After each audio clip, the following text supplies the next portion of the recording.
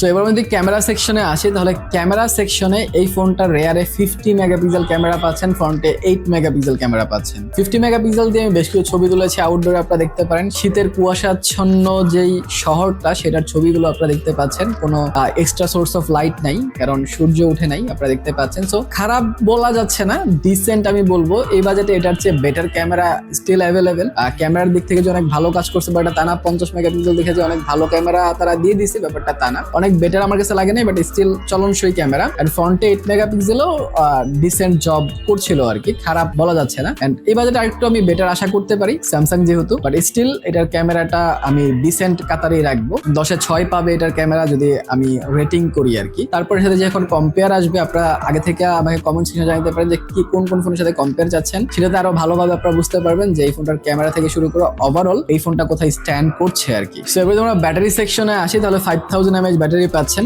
বর্তমান সময়ে এসে 5000 একটু কম শোনায়, 5.5-6 হলে বেটার হইতো। আর 25 ওয়াটের ফাস্ট চার্জিং আছে। এই বাজেটে 25 ওয়াট কিন্তু খারাপ না, ভালো একটা চার্জিং স্পিড আপনারা পাচ্ছেন, কিন্তু সেটা আসলে আমি ফিল করতে পারি নাই, কারণ এর বক্সের ভিতরে 15 ওয়াটের চার্জার দেওয়া আছে। সো 25 ওয়াট থাকার পরেও আমি 25 ওয়াটের 7টা নিতে পারি নাই, কারণ এটা 25 ওয়াটের চার্জার কিনতে গেলে প্রায় 1 থেকে 1,500 টাকা কিন্তু লাগে যদি আপনি ভালো ব্র্যান্ডেরটা কিনেন। তাহলে আমি যদি 14,000 টাকার একটা ফোন কিনি, 1,500 টাকা দিয়ে যদি আবার চার্জার কিনতে হয়, সেক্ষেত্রে অনেক টাকায় দাম পড়ে যায়। বা যদি আপনার 6 জিবিটা কিনেন 16,800 টাকা দিয়ে, এরপর 1500 টাকা দিয়ে আবার চার্জার কিনেন, সেক্ষেত্রে আরো বেশি পড়ে যায় ফোনের দাম। তো সেক্ষেত্রে এটা আমার কাছে বেটার মনে হয় নাই। যত স্পিড ফোনে দেওয়া থাকবে, সেইটার চার্জার বক্সে দেওয়া অবশ্যই ব্র্যান্ডগুলোর উচিত। সো এট দ্য এন্ড আমি যদি এই ফোনটার শর্ট সামারি করি এন্ড আমার 2 মাস ইউজের শর্ট সামারিটা আপনাদেরকে বলি, তাহলে এই ফোনটা যে জিনিসগুলো আমার ভালো লাগছে 2 মাস ইউজ করে, ফোনটার ইউআই আমার কাছে খারাপ লাগে নাই, ঠিকঠাক ছিল, সুন্দর একটা ইউআই। ডিজাইনটা ভালো লাগছে, ডিজাইনটা এটার সুন্দর, তার সাথে পারফরমেন্স সেকশনও আমি হ্যাপি আছি। বাট যে জিনিসগুলোতে আমি হ্যাপি নাই সেটা হচ্ছে স্টেরিও স্পিকার। আমি আশা করেছিলাম সিঙ্গেল স্পিকারের লাউডনেসও একটু কম, তার সাথে ক্যামেরার আর একটু ইমপ্রুভমেন্ট দরকার ছিল এখানে, আর একটু বেটার হইতে পারতো।